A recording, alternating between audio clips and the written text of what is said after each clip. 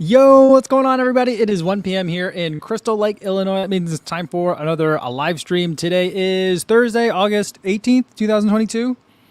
That's right. I got it right. That was a good guess on my part because I wasn't sure, but I got it. August 18th, 2022 is going to be the last live stream of this week. Normally we go Monday through Friday when we can, but because tomorrow I'll be traveling, I'm heading out to Boston for the weekend. Today is going to be the last live stream. Everyone that's listening on the audio only version on the podcast, hopefully you're having a good day. Sorry you won't have another extra podcast to listen to for your runs this week, but I think that you'll be okay. There's lots of great stuff out there content-wise that's coming out right now. I'm finding that I'm having a hard time keeping up with all my podcasts because there's just been a lot of goodness coming out. So I think you guys will be okay. For my run today, I did run in the Endorphin Pro 3 for my first time. We could talk about that in a little bit. I am really enjoying it. Have the same concerns going into it that I have now having run in it. So that's a little bit of a teaser. And then everyone that's listening on and watching this on YouTube later, not live, welcome to you guys as well. Hopefully you've got something a little bit more interesting because it is Thursday. Maybe it's happy hour for you right now. Maybe you're relaxing, watching this while you're eating dinner, or you just finished dinner, cleaning up, doing some laundry, something like that. Hope you're having a good night. All right, let's see who we got in the chat in here. We got Runner Will saying hello, hello. Hope everyone's having a good day. Leona says happy Thursday, co-fam. She can't stay, but wanted to wish Mike a great trip and runs in Boston. Looking forward to another great Runners Weekend vlog. It should be a lot of fun because if you guys are going to be in the Boston area this weekend, Saturday, it's going to be a big group run. There's going to be a lot of people there. I mean, even if none of you guys show up, which is always a possibility that sometimes people might not show up, and always makes me nervous. But even if none of you guys show up, there'll be some ASICS people there. There'll be some people from Marathon Sports in Boston. We're meeting up at the Marathon Sports on Boylston Street. 8 a.m. if you want to try on some shoes to demo them for the group run, or 8:30 is when we set out. But I'll be there. Believe in the Run will be there. Thomas, Robbie, Jarrett. I'm not sure if Megan will be there or not. But they'll be there. Then Tommy Runs is going to be there. Connor from Running Warehouse is going to be there as well. Ashley Mateo. I think, is Drew coming? I thought Drew Whitcomb was coming as well. So it'll be really fun for me and for all the other people that I just rattled off, because it's a group that we've all been getting along really well and having a lot of fun when we all get together. So I'm looking forward to that reunion, and I'm looking forward to meeting any of you guys. It's been, I think, a year since I've been in Boston. So it'll be good to get back there, and it's a great time of year to be out there. So hopefully if you're around, join us for a run. I just found out today through Thomas and his post on Instagram that it's going to be a 3-mile route. So keep it nice and easy. I think there was some discussion about potentially some snacks afterwards. I'm not sure. And I'm trying to think. I just got a schedule for us for the weekend. I don't know if there'll be time to add in some extra miles in that. I don't know if we'll do some miles before or after or what, but 3 miles, I don't know. We're racing the next day, so I think 3 miles is probably going to be good enough. And then maybe some coffee. So hopefully I'll see you guys there. All right. Before I get too further into it, anyone that's here new for the live stream, welcome to you guys. If you guys came here with a question, put some emojis in front of your question so I could see it really easily in the chat. And then I'll try to prioritize those so that way you guys can make sure you get your questions answered. Until then, let's get through, not get through, but let's see who else is here in the chat. We got Sean Devlin says, hey, everybody, with the wave emoji. And who else hitting up the group run on Saturday? Yeah, hopefully some of you guys will be there. Some of you guys have messaged me letting me know that you're going to be there because I've been posting it on my Instagram stories. So, you know, I know at least one person's coming. So that's always good. Brett Reed says, hi, all. JC says, hello. Sean Marshall says, hey, y'all. Dead Runner Al says, yo, yo.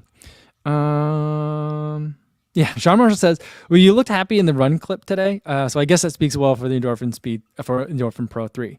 Yeah, I had a lot of fun in it. Today's workout, I'm at the phase in the 5K training plan where I don't have to be on the track. So that makes me a little bit happier, just that in and of itself. Because track is fun, but I still associate the track with, like, you know, vomit-inducing workouts. And so I don't always love those. So not being on the track was a plus to begin with. And the workout was a mile at threshold, a 2-minute rest, jogging rest, and then 2 miles at threshold, which is a longer stretch, a minute rest, and then another mile at threshold, minute rest.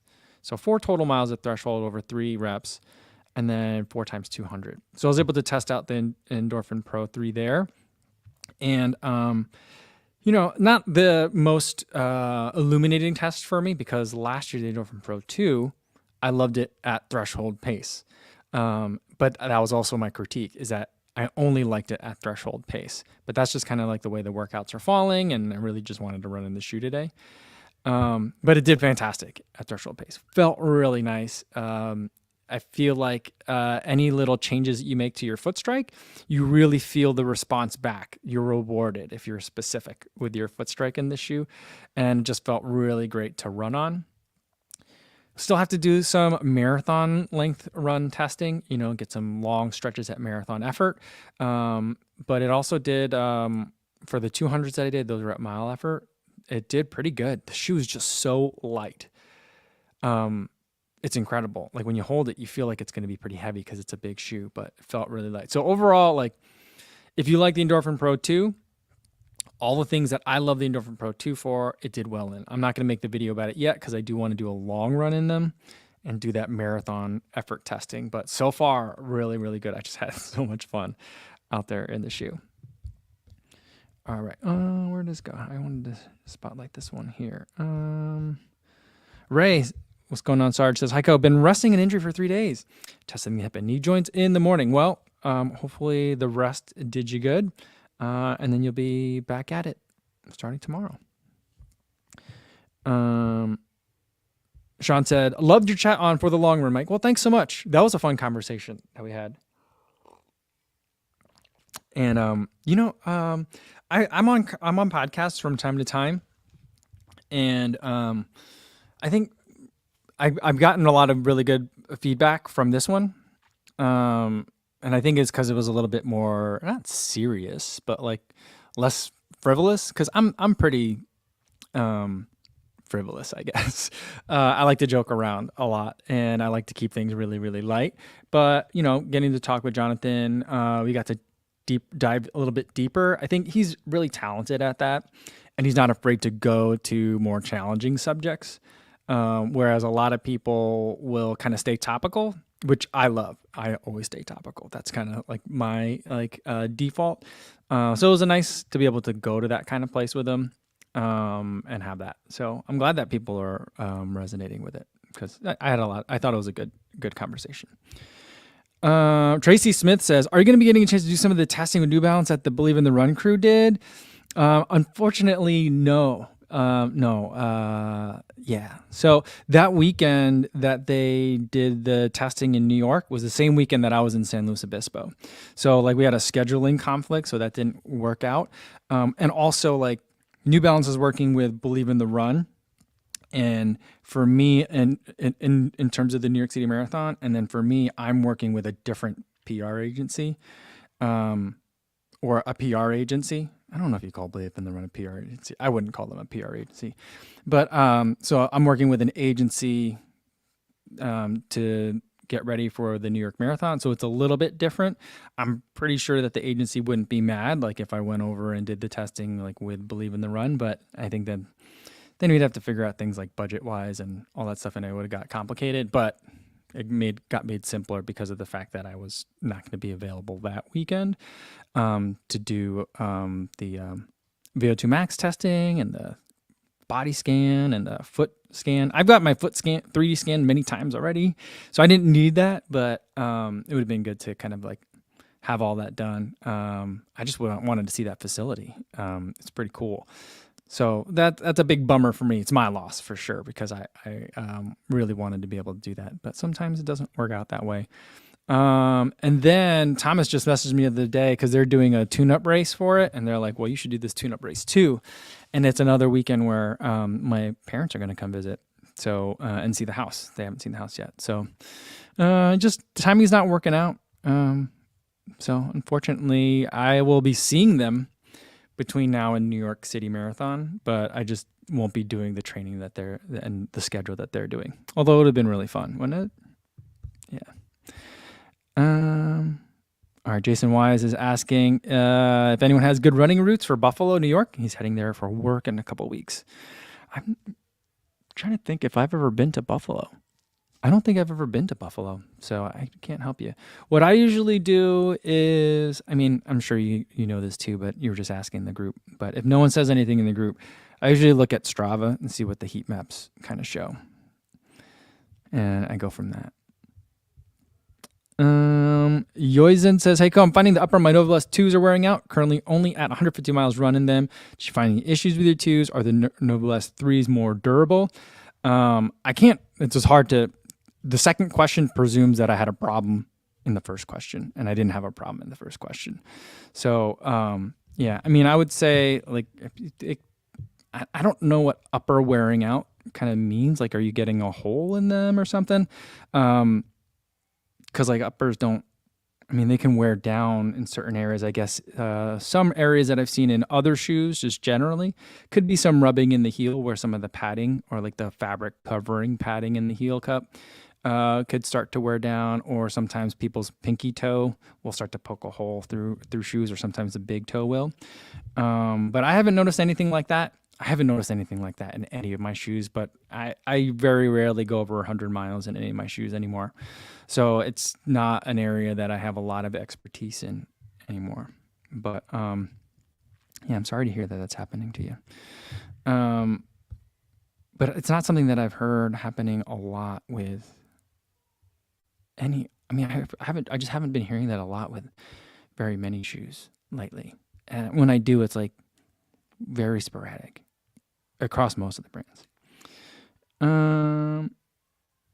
Eliza says, will you try the Ultra Outroad? Curious as you do both trail and road, and having to only worry about one shoe for travel sounds easier.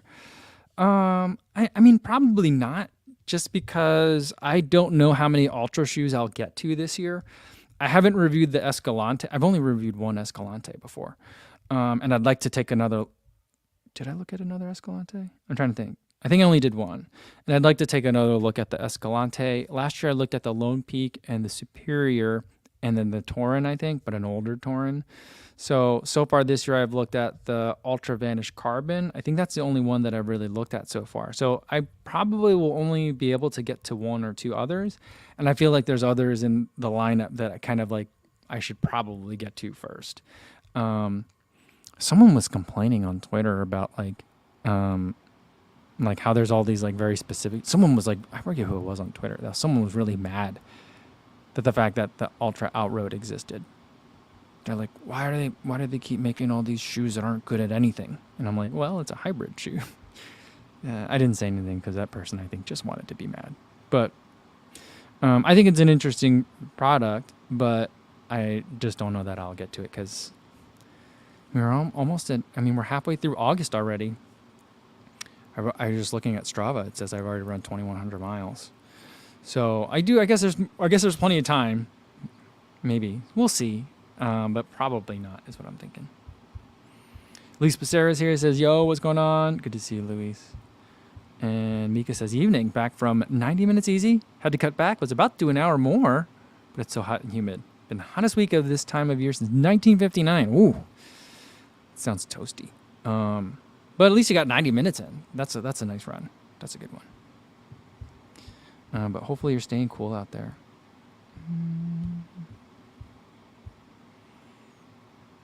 All right, JC wants to know, does anyone have trouble with the Takumi Sen 8 laces? Either getting them locked in or coming undone. I have a hard time getting my foot in the shoe. But that's the problem that I have with all the Adidas racing shoes.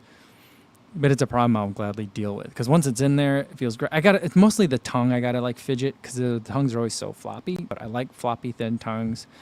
That sounds weird. But I like that. And it's very comfortable once I'm in there. I don't love the spaghetti laces, though. I'm trying to think if there's ever been a shoe where I'm like, man, I love that these laces are so thin and long. Like, the laces are just weird on the Takumi Sen 8. I feel like that's probably causing a lot of pain for a lot of people. But that's the main problem I have with them. It's just like, these are not the right laces for this shoe.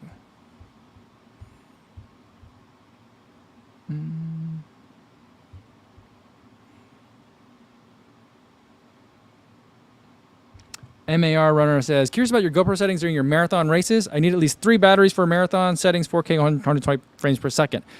I would say, MAR Runner, I never carry an extra battery. And the reason why is that even when I did a 50K race that took me 6 hours to do, 1 battery.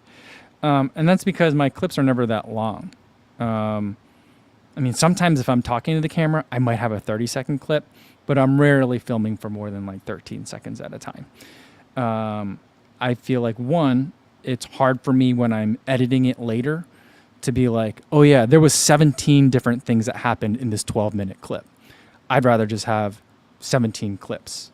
And now granted, that might mean that I missed something that happened spontaneously, but for the most part, it's a marathon. It's not like a 1,500-meter race. You can kind of see when things are happening and coming along down the pike. And so, yeah, that's the thing. I think that,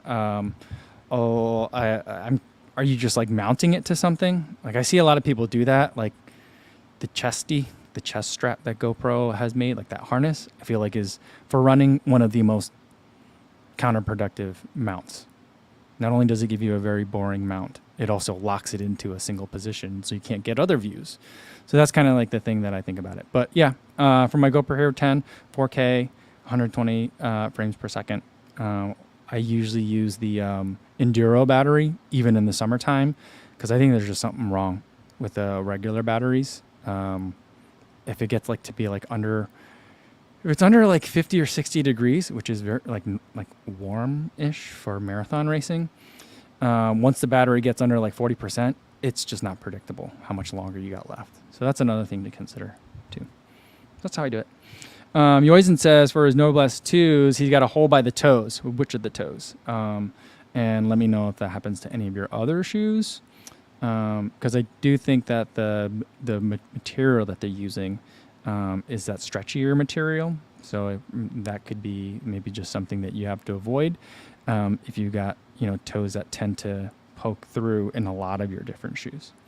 Terry says that his Noblesse 1s rub I think through at the heel. The Noblesse 2s are fine.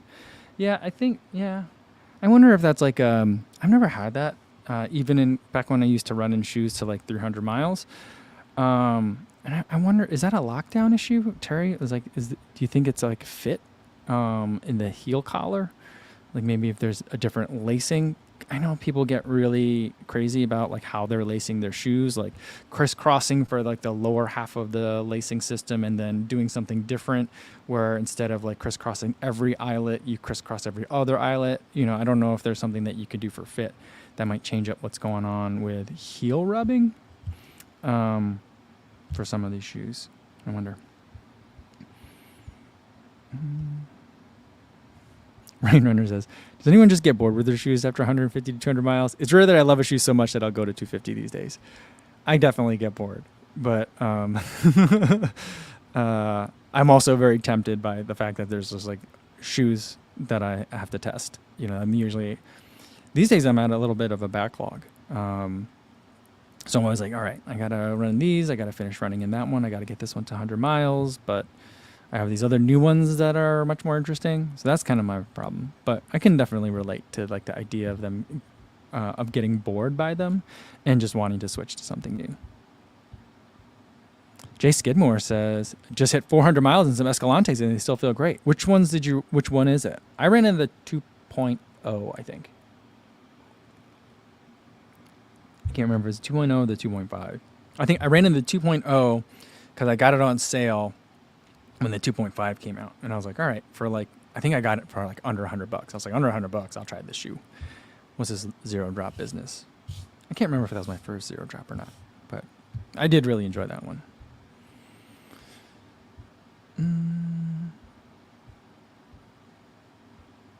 Sean Marshall wants to know, does anyone actually know what Takumi Sen means? I don't know what it means. That's a great question. All right, let me scroll down a little bit, catch up to you guys in chat. Terry thinks that for the rubbing in the heel of his Noblesse 1s, it goes down to the instability. The Overlast 2 is far, far better shoe. Yeah, I could see that. I could see that. If it's a little bit less stable in the heel, it's just causing more movement in the back, you know? So I guess that can cause some friction. David Nguyen says, back to the Ultra. This is a really cute picture over here for his profile pic. Back to Ultra. Would you race in your Vanish Carbons? Yeah, I definitely would race in them. The problem is I only have so many. I mean, as someone that's probably racing more marathons than they should in a year, that's still only so many marathons, you know, that I can race in. And for a lot of the marathons that I'm doing, I'm usually doing it with the race sponsor. And so that further limits like which shoes I can run in. And I think Ultra seems to be backing out of a lot of race sponsorships. And it also does seem like Hoka is basically gobbling up all the ones that Ultra doesn't really seem that interested in sponsoring anymore. But so that makes it a little bit harder for me kind of in terms of what I do. But would I race in that? Yeah, I really like, I mean, we talked about it a lot yesterday and I was thinking about it since we talked about it. And I was like, I gotta get another run in those. I gotta log some more miles, but all that's coming soon. Because, I'm still in 5K training mode. And then, then after that, after September 10th, then we'll ramp it up very quickly. Not too quickly, but then we'll be in marathon mode for the rest of the year. But on that note, I'm pretty excited about running Falmouth this weekend. I don't remember what my time was last year. I can look it up, but I just haven't looked it up yet. But I'm thinking that I'm going to just use it as like a really long threshold workout, a 7-mile threshold workout. So we'll see if like my 1 hour pace really is a 1 hour pace. I mean, I'm thinking I could probably get in under 50 minutes for the 7 point something miles, I think is how long the race is. So, yeah, so I'm thinking about like, 40-minute 10K pace and then add another like mile to that. So, yeah, so I'm excited to see it. I think it'll be really good, trial by fire to get ready for running a fast 5K, just kind of reminding myself the level of hurt that short distance racing is. And for me, 7 miles and 5K, 3 miles is a short distance. So it's just gonna be very unpleasant. And I just I gotta learn to like, kind of like get into it, sit in it, wiggle your butt around and get comfortable in the seat of what that kind of pain feels like. And a 7-mile threshold run, I'll do it. So I'm looking forward to that.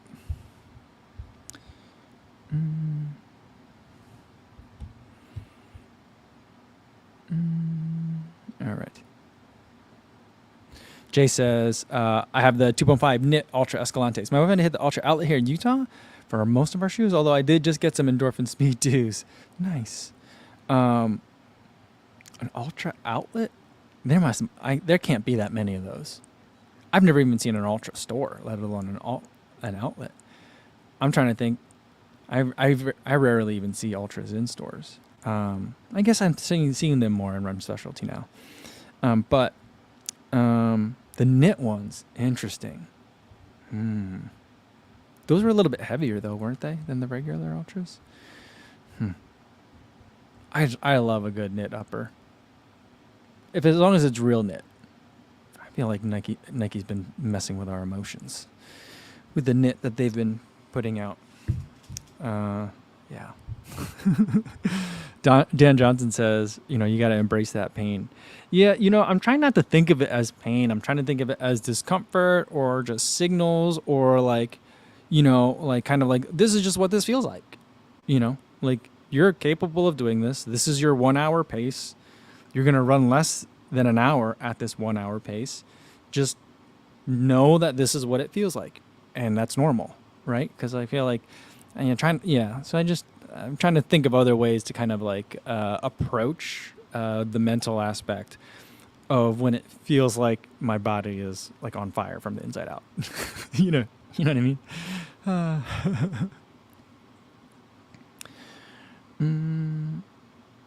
All right, Eric. He's reporting in live from Leadville. Awesome, Eric. Woo, are you breathing okay? I mean, I know you're at altitude already, but Leadville is a whole nother caliber of altitude. Hopefully you're doing well. Sean Marsh says, I bet the Ultra outlet is at sea level. They just don't seem to like drop-offs. That's funny. 1 horsepower or 1 hit point says, is Ultra a European brand? I have a couple of Torrens, but no nits. They are based out of Colorado, I want to say. They're an American company. Are they based out of... I think that they're based out of Colorado. That's what I want to say. I think so. Am I wrong on that? Dr. Josh says for the 5K and for a 10K, you just let your body accept it. Yeah, that's another way of thinking about it too. You know, like, yeah, I think like let it wash over you kind of thing. Just sit in it. Whenever I think about sitting in it, I always think about like wiggling butt. 'Cause, like whenever like my the baby, like she'll find a seat, and if she wants to sit there for a minute, she'll like snuggle in. You know, I feel like that's what I got to do, the butt wiggle. I got to figure out what it feels like to run fast. One, and then get comfortable with ignoring my body's signals to stop. I mean, in a healthy way, you know, if there's pain, that's different. But like just the feeling of running fast is a little bit different. And I got to learn to kind of get used to that. Adam says it started in Utah. Yeah, that makes sense because we're talking about that Ultra outlet in Utah. I don't know why I thought it was Colorado momentarily, but Utah, that sounds right. But yeah, good to see you, Dr. Josh. And Abraham Hussein says that watch looks way too big. LOL. It is too big for me. And I got a question for you guys. So I've been running with this, the Coros Vertix 2. It is definitely an outdoor adventure watch built for very, very long adventures and basically mountain trail running. So a little bit outside. I'm outside of the target demo for this watch. I've been testing it for 2 weeks now. I think, yeah, tomorrow will be exactly 2 weeks that I've been wearing it. And I think I've done all the testing that I need to do to be able to like make a video about this watch. And some of you guys asked me when I'm going to start testing the Coros Pace 2 because Coros sent me both the watches at the same time. And I was going to start running in the Pace 2 this weekend. But I kind of feel like this watch, I've charged it once when I went to San Luis Obispo, like the night before. And then I just started wearing it that Friday. And then I haven't charged it again since. I mean, I've taken a couple breaks from wearing it because it's not the most comfortable watch I've ever owned. And I mean, all watches I do occasionally just want to break from wearing the watch. But this one I seem to want more often. I think it's largely because of the weight. But should I keep testing it until it gets to 0 battery? Because right now I'm still at 40%. Like, should I see if I could get this to 4 weeks of 7 days a week of activity tracking? Like that'll be like 28 activities, more than that, because I'm doubling on some of the days with my daughter. But I just don't know. Is it worthwhile? Do people want to know like how many days can an average person get out of it between charges? Or I don't know. Scott says, I charge my Apex Pro about after 2 weeks and I don't take it off. Yeah, that's wild, isn't it? Yeah. I mean, it's amazing that it's still like the weird thing was, so I took it off the charger to go to bed to sleep with it on. And then when I woke up just sleeping with it, like I didn't sleep I had a short night of sleep, but like it went down like 6% like overnight. And I was like, oh, I don't know. Should I bring a charger with me this weekend?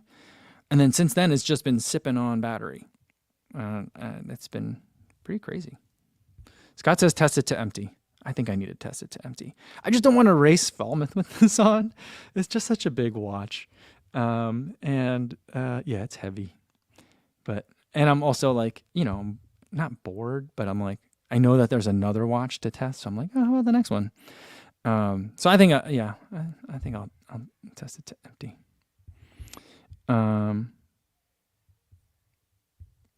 Yeah.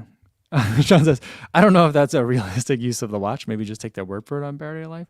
I never wanted to, I mean, sometimes I'll report what the company says is like the real world usage. But like, you know, I'll be able to look at it and say like, look, I wore this for 4 weeks or however many weeks it is and averaged, you know, 10 hours a week of activity where it's GPS tracking and heart rate tracking. And this is what I got. So I feel like, you know, that gives you a better sense rather than some sort of like, I don't know if they're extrapolating or what, but Sean says, I have to charge my Garmin every 5 to 7 days or so. I mean, I think that's normal. That's what I would expect. I want to be able to charge it. Like for me, a running watch, I would like to be able to charge it the night before I leave for a long weekend of running. And it has to last me the entire weekend. Or like if I'm, you know, going to my in-laws for a long weekend, I don't want to bring the watch charger. I hate bringing the watch charger around with me. I mean, I carry all sorts of cable, so it's a really weird thing to get hung up on. But I just feel like a running watch should be able to get you through a long weekend. And most watches can do that. That sounds normal, but this one is just, I'm trying to make it die faster, but it just won't die. So we'll see.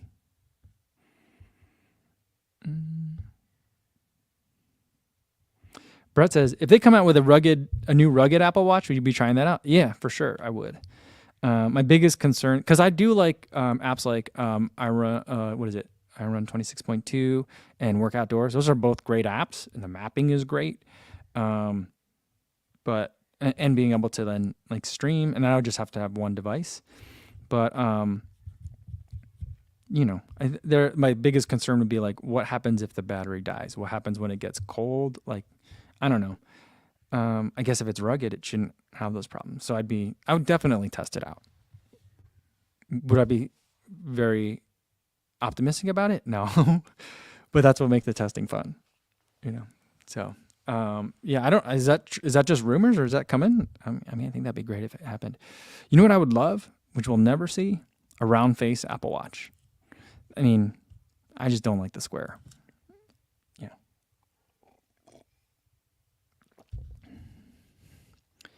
I don't know.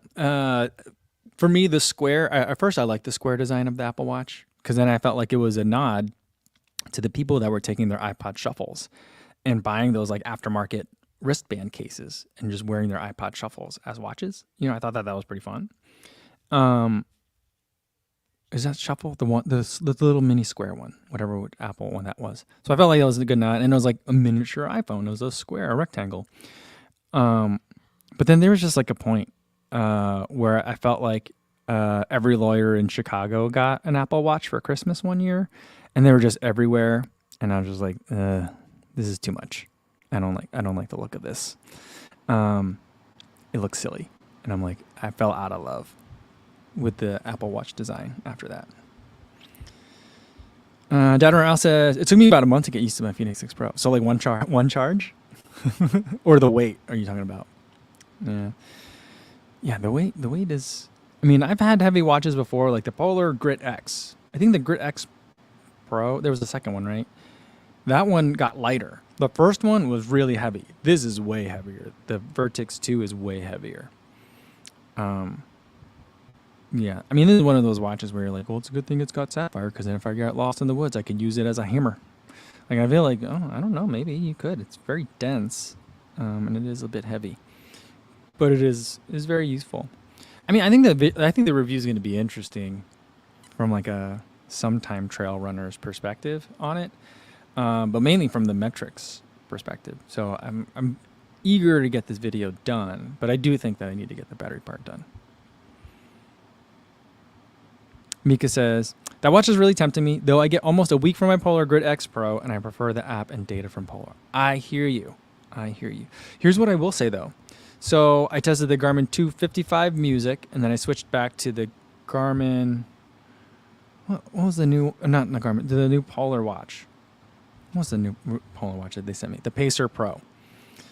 And I really enjoyed the Pacer Pro, and the whole time I was testing the Garmin 255 Music, I was like, I can't wait to get back to that Polar Pacer Pro.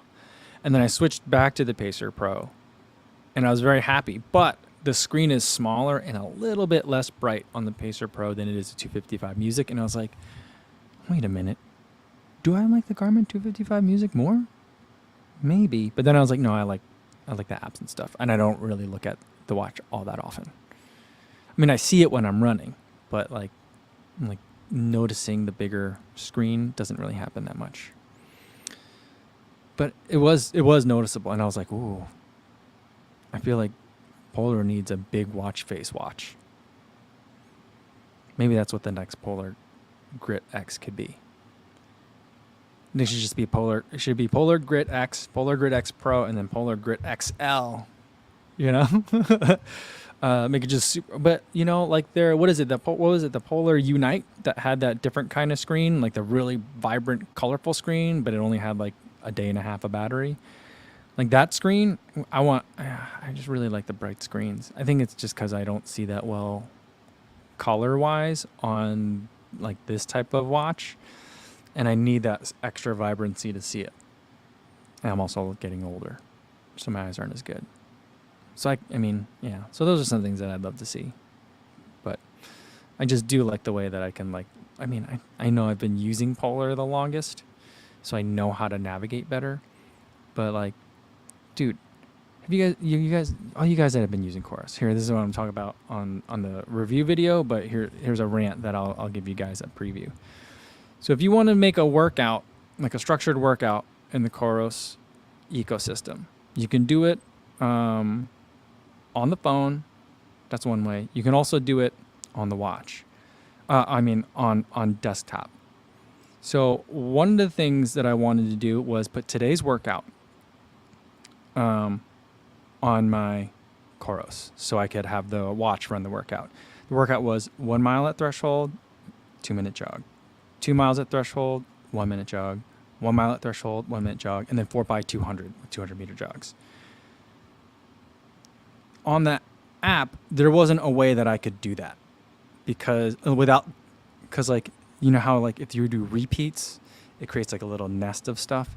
So I couldn't figure out how to do it on that on the phone, unless I wanted to do like, all right, run 200 meters, jog 200 meters, run 200 meters, jog 200. Usually it's just like 4 times, run 200 meters, jog 200 meters. That's a block, right? Nice and simple. So I went and got it on my laptop. I made it on the laptop just fine. And the thing that I do appreciate about Chorus is I can do things like 1 mile at threshold and then 200 meter increments. Or I could have done a 1 kilometer or 2 kilometer repeats. So you could switch units of measure, which no other app, as far as I know, no other ecosystem allows you to do. Chorus lets you do that. Kudos to that. It's very useful. But then to get that workout onto the watch, there isn't a way, as far as I can tell, to get the workout, which to find workouts in Chorus, you got to go to the calendars menu, and then there's a hidden scroll over menu bar on the right-hand side that has a little icon that pops out that you click, and that's the workouts, by the way, to get there. So once you find that, you make the workout. You can't then send the workout to your watch from the laptop. You have to then get your phone out again to get the workout to your phone. So there's just finding things was ridiculous. It took me this entire 2 weeks to figure out how to do that without having to like Google it every time. Sorry, that's my rant, but it was just weird, really, really weird. Frank says, okay, making me feel better. It took me a while to figure out how to do complicated workouts on the Chorus phone app too. Yeah, I don't know. Sean says, I really want to get fast and show up to races in a Casio and a pair of Saucony Jazz. You know who you would be? You would be, oh man, I'm drawing a blank on the name. Ben. He used to run out in, he used to run for like Missouri or Pittsburgh. What was his name? He had the Church of the Long Run t-shirts. That's how he would train. He knew how long like running once around the 2 soccer fields would be. And then he would run in like country roads where every like intersection is a mile apart. And he would do mile repeats that way and just do it on a Casio. And he would also do it in like a pair of like Boston, like Adidas Boston shoes that were like 4 years old that had like 600 miles on them. It wasn't Saucony Jazz, but it's pretty close. Do you guys remember Ben? Yeah, Ben Barrows. Oh, there we go. I don't know why I forgot the name. Ben Barrows. Yeah, that was it. That was it. Adam says, "Co's on a rant." Yeah, sorry about it. Sean says, "I am now a fan of this person. He made great YouTube videos, and he was kind of a quirky guy. Loved disc golf. I mean, I'm assuming he still does. He's just not on YouTube anymore. And loves disc golf and anime. So all the music that he would have for his videos would be covers of like anime. So it was just or video games. So it was really fun. It was really fun. He's a talented runner.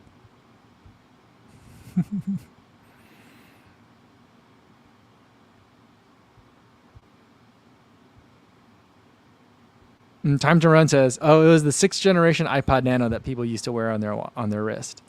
That was fun. That was really fun. Remember those days? What was the other? What the Pebble? Remember when the Pebble was the future? I mean, what a fun time that was in technology. It was a time where I think my mind may be mushing this all together, but I feel like in that same period of time, like we had like, I remember before the iPad 1 came out, TechCrunch was going to make their own like tablet computer, and they kept talking about it, and I don't know if it ever released or not, but like this is a time where like the iPad had just gotten cut and paste. The iPhone had just gotten cut and paste.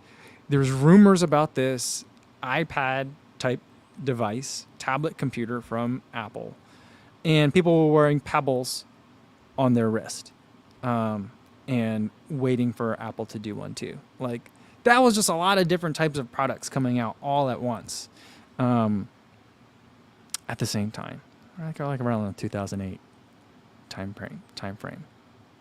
That's when I graduated from law school, and I kind of remember all those things happening around the same time. But yeah, wasn't that a fun time, man? Nifty Ninja says, in Garmin you can change the distance and units for each step.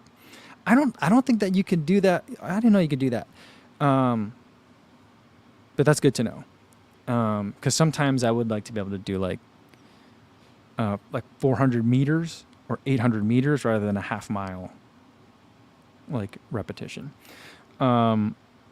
Assuming, I mean, the problem underlying it all is you have to assume that your GPS on your wrist is accurate enough to give you 800 meters versus half a mile, which I'm not always convinced that it is.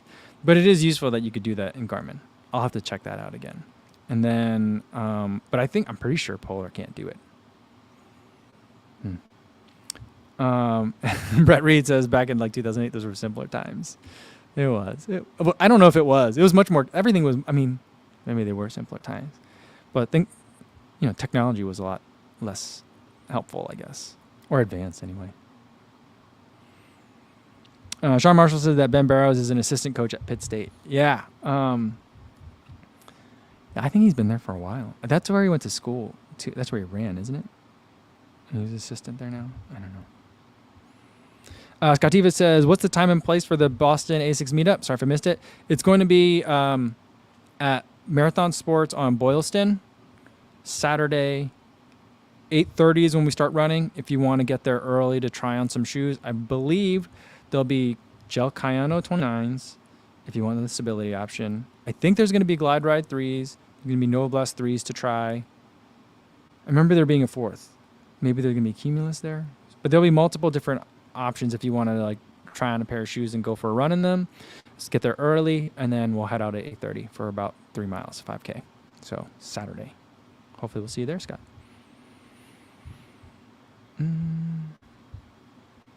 1HP says, I still have my Pebble Kickstarter edition watch. Oh man, that was like the beginning of Kickstarter too. I don't know if it was the beginning, but it was one of the first like things that I remember hearing about.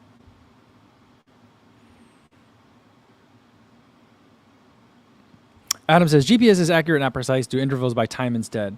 That's usually what I do. So when I do workouts and I set them up on Polar, I'll do, if I want to do like half mile repeats or 800-meter repeats, depending on the pace. I'll just set the interval for the pace, and I know like what the effort level is supposed to be. So usually I just set it for like, if I'm in marathon training, I set it for 3 minutes. So that's typically what I do, and that's what I was going to do for this workout today, where I had those 200s to do. I was just going to set them for like 38 or 39 seconds, and then rest for 1 minute 20. But I tested out the GPS ability of the Vertex 2 to do 200 meters. I think it got it pretty good. It felt about right. But there was one time where I felt like I had like 50 meters left to do for my recovery, and then it just clicked over right away, and it was like, oh, you're starting now. And I was like, wait a minute, that's not right. Something happened. So there was one time where it kind of like did something weird to me, but I mean, it felt pretty accurate, but I mean, that's what I would generally recommend. And also I feel like, I mean, if you're doing the workout on the roads, do you need to be so precise that you're doing 200 meters? I'm not sure. Like, just do a 40-second interval. You know, I don't know. Daniel had said that back in 2008 was when you had to get on your family computer to use the internet, and you had to fight with your siblings to message people on AOL. You know what's funny is, you know, as for the last couple of years when my wife and I were like starting to look at homes and stuff, and you know, moving to the suburbs and things like that, you know, we'd watch all like the home remodeling shows and all that kind of thing, and it's amazing now, like when you watch those home remodeling shows, when they walk into a house and the kitchen has that little, like the countertops are higher level, and then there's like a little cut down space with a chair and people and like and where you could sit at, and it's desk height rather than counter height, right? And like the younger like house remodelers are just like, what is that even for? What am I supposed to do with that space where I'm facing the wall in the kitchen and sitting down? And I'm like, are you that young? Like, that's where like the family computer was. Like that's where you did your homework. That's where like the mom and dad like cut coupons and stuff. Like that was like the most used chair in the kitchen. Back before everything came one giant room with countertops and bar stools and stuff like that, which is what our kitchen looks like now. But yeah. Yeah, you remember, did you guys ever live in a place with a seat like that? I never lived in a place with a seat like that. But like there was a long time where my wife and I were like, yeah, we definitely want that so our kids can have a space to do homework. And like now we look at them, we're like, oh, that looks so old and outdated. Runner Will says, I still have my Palm Pilot, just saying. The only thing I miss about the Garmin is the app would read to me my pace and lap. I said that to Koros, and they said they'll pass it down to the devs. That's funny. That's a polite way of saying like, we ain't gonna do that. When you run with the Apple Watch, it does that.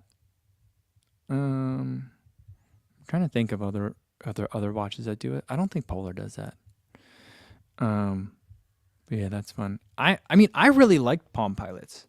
Well, I mean, I think my first smartphone was a Palm Pre, which I feel like was a highly underrated phone, by the way.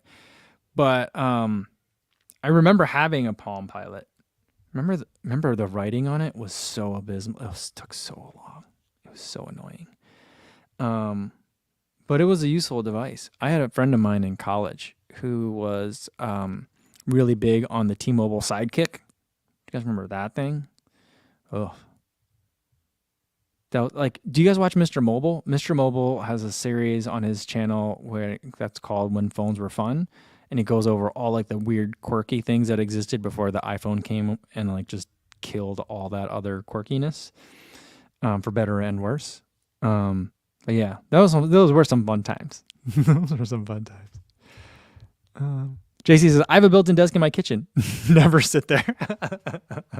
That's so funny. Scott said, we did not have a family computer. Guess I'm old. We had a family computer growing up. It was a Gateway, and it had cow print on it. That's how old it was. And we had it on a table. The house we lived in, there was like a dining room, which was kind of like in the side entry of the house too. That was weird. And then there was a little kind of weird hallway in between like the formal sitting room and the stairwell, which is where the main entrance of the house was. Although I maybe opened the main entrance door maybe like 4 times ever. So we had this weird like kind of hallway where the piano and the family computer was. So we definitely had a desk where like the family computer sat. There was one computer in the house.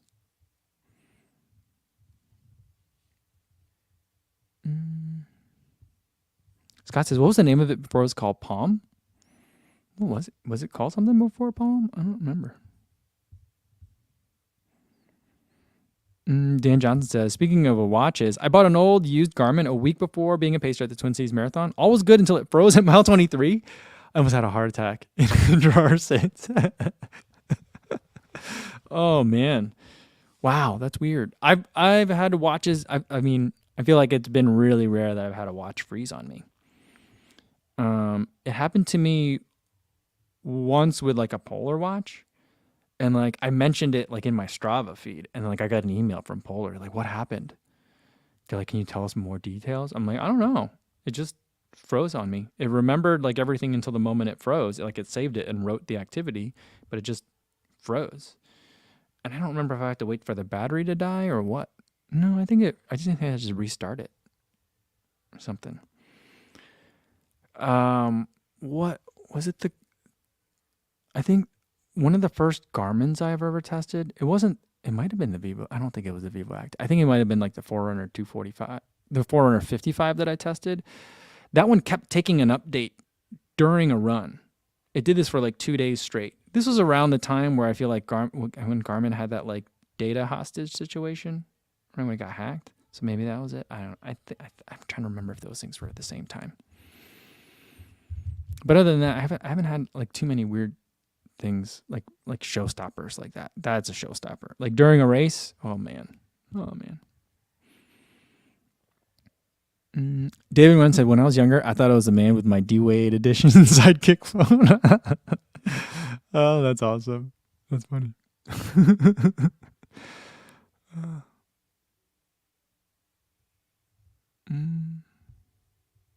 Daniel Fanego said, I loved having a family computer. My parents could not figure out how it worked, so we could basically do whatever we wanted. Those were the days. Guess my kids feel the same now with their cells. Yeah, I think the nicer thing now that I'm the parent about the family computer is that it's in a more public location. With the cell phones, the kids are like, they're hiding. You don't know what they're looking at, I guess. So that makes me a little bit concerned as my kids get older. Dan Johnson said at that marathon, he said, it was awkward. I had to bluff, say we were right on pace. Finished 3 minutes ahead of the goal, 3:25. Oh boy. That's a lot. That's a lot. In the last 3 miles, getting 3 minutes ahead of time. Were you ahead? Yeah, because you said you were right on pace at mile 23. Oh boy. Oh boy.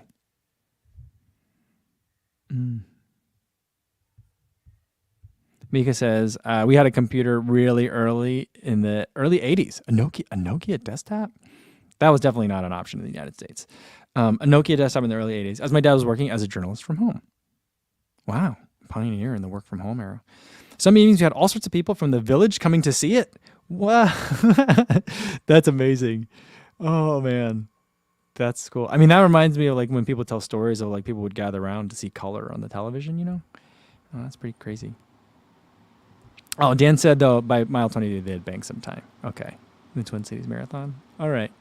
But I mean, like, you still had does Twin Cities have time clocks every mile? I guess Chicago doesn't either. Grandma's didn't. They had very few clocks, and the ones that I could see had the wrong race. I was looking at the wrong race anyway. That was just confusing. So yeah, I guess I would make a big difference in the last 5K of the race. Just being like, everything's great, guys. We're remarkably consistent according to my watch. Oh man, that's funny. All right. Yeah, Dan Johnson said with the staggered starts, the clocks don't help. That's true. That's the thing that I always try to remember is like, all right, early in the race, like usually at least by 5K, there's one clock at a race, at a marathon. And so I try to look at my elapsed time and what the clock elapsed time is. So I can figure out like where I'm at on gun time, But yeah, I don't know. Scott Scrolls said we need to have a computer trivia live stream. that could get in the weeds real fast. I think we've got some people that work with computers for a living in here. So, but I don't. So I guess we can make it. I'll keep it topical. But we'll see. I spent a lot of time at CompUSA growing up. Oh yeah, the predecessor to Micro Centers. Oh man, I remember that place. I mean, I guess in the 90s, that was like the heyday of like big box retail, right? I mean, like mall culture, big box retail, like right before things like then the internet killed all that. Or did it? Or did it all die and then the internet took its space? I'm not sure, but yeah.